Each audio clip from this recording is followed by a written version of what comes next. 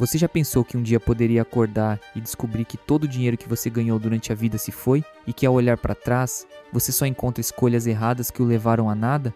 Parece um pesadelo, mas é a realidade de muitas pessoas, especialmente na faixa dos 25 a 40 anos. A verdade é que 98% das pessoas cometem erros terríveis com seu dinheiro, e esses erros podem destruir o futuro que você sempre sonhou. E aí eu te pergunto, por quê? Por que tanta gente cai nesse tipo de armadilha? Nesse vídeo baseado em um podcast do Joel J, você vai descobrir os erros financeiros mais comuns que todo mundo comete e como escapar deles. Prepare-se para conhecer um mundo totalmente novo que pode mudar a sua vida. E fica comigo até o final para transformar sua relação com o dinheiro e garantir um futuro de sucesso e estabilidade financeira que você precisa. A gente não é educado financeiramente de maneira formal na escola, então a educação financeira que a gente recebe, em primeiro lugar, ela é dada pelos pais, ou não é dada, aliás, ela é dada. Tá, se o teu pai tá fazendo besteira, se tua mãe fez besteira, se teu pai fez besteira com dinheiro, ele tava te educando, tava te mostrando, talvez você pegou, talvez você não pegou. Tem gente que modelou o comportamento dos pais para o lado positivo, tem gente que modelou o comportamento dos pais para o lado negativo e assim por diante. Tem gente que não modelou, mas o primeiro grande professor de educação financeira são os pais, né? Os primeiros professores. Na escola não tem, algumas hoje, mas não é formal, não é um programa nacional, é isso que eu quero dizer, né, pessoal? Não é um programa. Educação financeira não é um programa nacional, não é uma ementa nacional. Se não é uma ementa nacional, tem que vir de você. Como que foi comigo? Comigo foi difícil, né? Foi errando. Foi errando, né? Eu já falei pra vocês que eu tive um exemplo muito positivo na minha casa, né? Meu pai era o assalariado que guardava dinheiro, basicamente é isso. Tá? Meu pai era um assalariado que guardava dinheiro. Só que meu pai, olha que coisa interessante, meu pai recebeu meu pai ganhou uma causa na justiça há alguns anos. Eu tinha uns 9 anos, talvez. Né? Meu pai, até uns 14, assim. Eu acho que 9 anos, 10 anos. Meu pai ganhou uma causa, galera. Quando eu era mais novo, meu pai era assalariado e ele ganhou uma causa na justiça. Eu não lembro quanto que foi, mas foi o suficiente para ele investir em um negócio, né? Que era um negócio de ele mais um grupo de sócios, que eram 4 pessoas, meu pai e mais 3 pessoas, ele investiu numa empresa de cestas básicas. Então ele comprava alimento, botava num galpão, colocava numa caixa de papelão e ele entregava cestas básicas, sabe cesta básica? Cooperativa e tal. Eu lembro disso, eu era moleque. Meu pai devia ter uns 10% da empresa, meu pai era minoritário, só que meu pai não ia. E a empresa quebrou. E meu pai perdeu todo o dinheiro que ele tinha investido. Eu lembro que foi uma tristeza do caramba, só que meu pai, ele tinha um trabalho, ele não tinha saído do trabalho. Então ele não perdeu o dinheiro ali ele não perdeu o dinheiro ali do mês. Ele empreendeu, mas ele não era um empresário. Ele pegou um dinheiro e ele colocou o dinheiro numa coisa, deixou as pessoas tocarem, quebrou, ficou com dívida, escambau, e o negócio quebrou. Mas eu lembro disso. Mas isso não afetou muito a nossa casa, assim. Meu pai ficou triste porque ele perdeu o dinheiro que ele tinha recebido, mas tinha lá o salário. Então, eu vi ele perder dinheiro, mas ele não tinha um mau exemplo dentro de casa com dinheiro. Então, ele guardava dinheiro. E meu pai, ele não tinha extravagância não, galera. Meu pai não tinha extravagância não, meu pai nunca saiu do país, meu pai não era aquele cara que saia pra comer fora, minha mãe também, não zero extravagância, né? Zero extravagância. Mas eu vi aquilo e foi bem legal.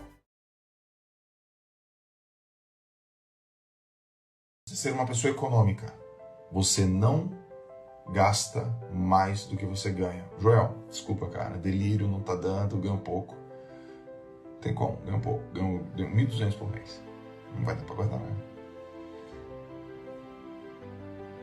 Eu não sou idiota, não te trato que nem idiota. Eu não sou bobo e nem te trato que nem bobo. Com 1 pau e 200 não dá pra guardar. Eu sei. Então a questão já não é sobre guardar dinheiro. É que você ganha pouco. Tem que ganhar mais. Tem que ganhar mais, sim, a gente começa. Tem que ganhar mais, irmão. Agora, se você ganha dinheiro e gasta mais do que você ganha, então você tem que encontrar uma forma de colocar o teu lifestyle para guardar dinheiro. Qual que é o grande problema da galera? O grande problema da galera que tem educação financeira. Tem um lifestyle mais caro do que o seu salário. Tudo bem? O teu lifestyle, o teu estilo de vida, a tua conduta financeira tem que estar abaixo do que você coloca. Tem que estar abaixo. Vai escrevendo renda aí. Já falei no primeiro, tudo bem, mas aí é consciência. Galera, é consciência aqui e vambora, meu. Eu tenho muito respeito, vocês acordam para assistir uma aula, meu. Vocês estão aqui, imagina, 7 mil pessoas é um ginásio, é o hora H vai ter isso aí, ó. O hora H vai ter esse número de gente aí. Então vamos lá. Primeiro é tuas economias. Tá guardando dinheiro? Não. Mas tem mentalidade de guardar dinheiro? Não. Então você tem que construir essa mentalidade, né, de guardar dinheiro. Mas tem que ter. A gente tem que ter mentalidade de guardar dinheiro.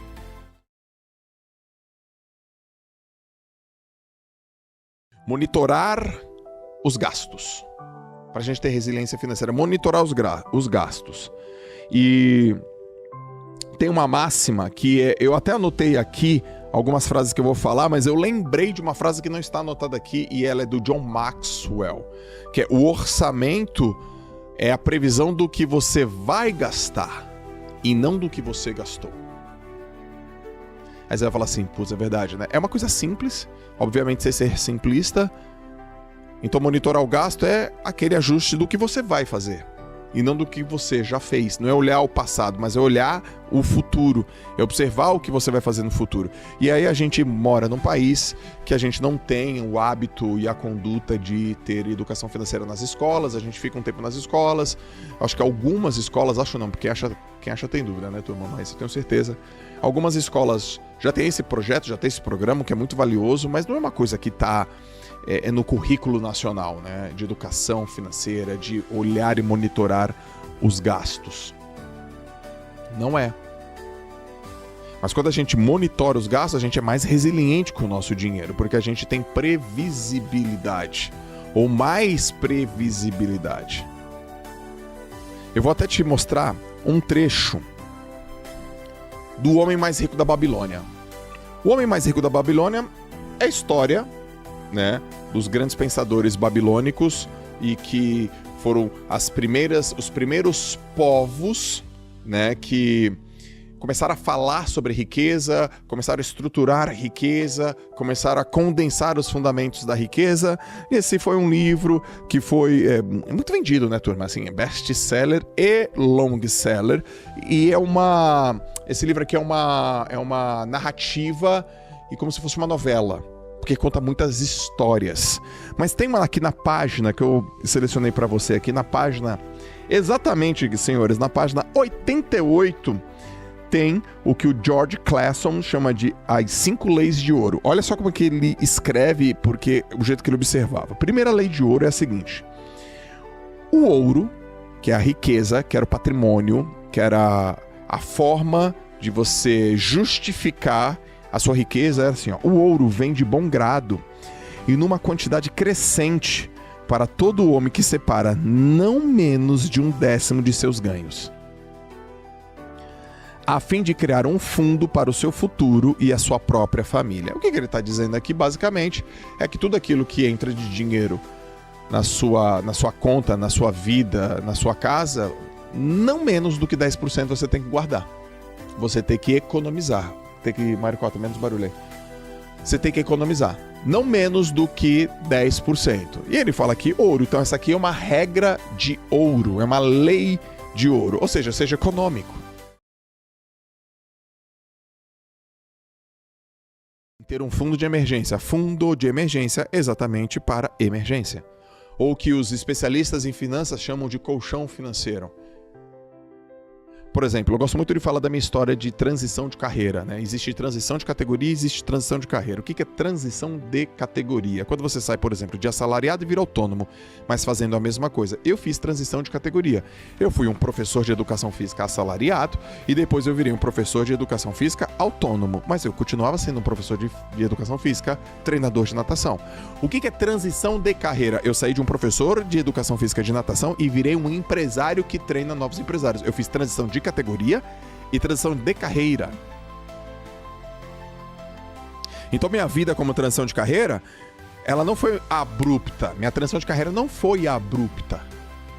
Ela foi paulatina, ela foi progressiva. E um dos motivos, aliás, o principal motivo que eu consegui sair do regime CLT, pedir demissão e ir para o empreendedorismo é porque eu tinha dinheiro guardado. Eu guardei dinheiro anos.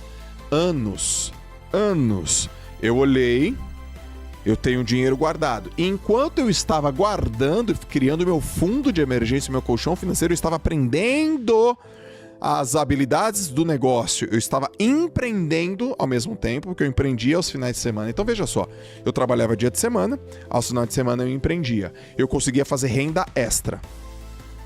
Então eu tinha salário e renda extra. Renda extra é o item 3. Então eu aprendia a dor, a solução, o público-alvo, e eu colocava as inteligências de mercado lá. Então eu colocava renda extra. Então eu tinha um superávit, eu tinha um custo fixo, eu tinha um superávit. E todo aquele meu superávit eu reinvestia em mim. Aquilo foi me dando confiança, aquilo foi me dando tração. E anos, galera, fazendo isso. Anos. Eu comecei a empreender em 2009, eu era CLT. Eu era funcionário até 2009, CLT, e abri minha primeira empresa em 2009. Eu saí de CLT em 2018 e eu já tinha minha empresa. Então, quando eu saí do CLT e fui para empreendedorismo, eu já estava 10 anos empreendendo, turma. 10 anos, desde 2009 eu empreendo, e eu só saí do CLT em 2018. Então vamos lá, 2009, 2010, 2011, 2012, 2013, 2014, 2015, 2016, 2017, 2018. Foi assim minha vida. Então minha transição de carreira não foi abrupta, ela levou um tempo. E o que aconteceu durante todo esse tempo? Eu comecei a empreender, errei, acertei, acertei mais, errei aqui, aprendi, coloquei dinheiro, investi em mim, fui colocando e fui guardando dinheiro no tempo durante 10 anos. E aí está os erros financeiros que as pessoas cometem e que podem destruir o futuro que você sempre sonhou. Mas agora você tem o conhecimento para evitar essas armadilhas e transformar sua vida financeira. Lembre-se, não é apenas sobre ganhar dinheiro, mas sobre usar ele de maneira inteligente para construir um futuro sólido e seguro. Não deixe que escolhas erradas do passado definam seu amanhã. Comece hoje a fazer mudanças que realmente importam. E se você quer continuar nessa jornada de evolução, eu preparei uma playlist especial aqui do canal, cheia de vídeos para te ajudar a desenvolver sua melhor versão. Clique aqui e assista ao próximo vídeo.